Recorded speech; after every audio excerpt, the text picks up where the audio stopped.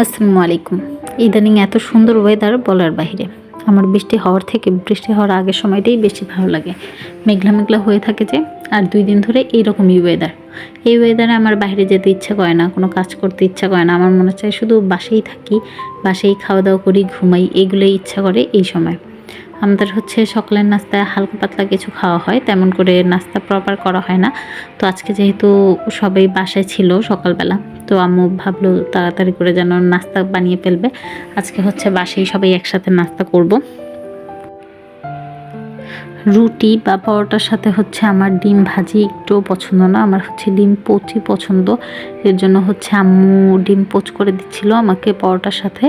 এরপরে হচ্ছে আমার একটু কাজ ছিল বলতে ভার্সিটিতেই একটু কাজ ছিল, এর জন্য বের হয়েছিলাম।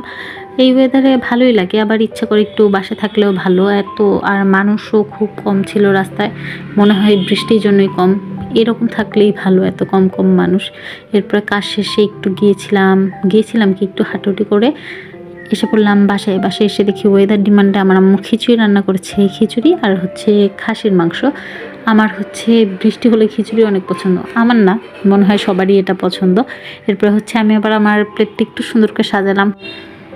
আর বিকালবেলা না, বৃষ্টির মধ্যে শুধু ইচ্ছে করে কিছু একটু খেলে ভালো লাগতো, এর জন্য হচ্ছে চিপস খাচ্ছিলাম। পরে এই তো শেষ, টাটা বাই বাই, আল্লাহ হাফেজ।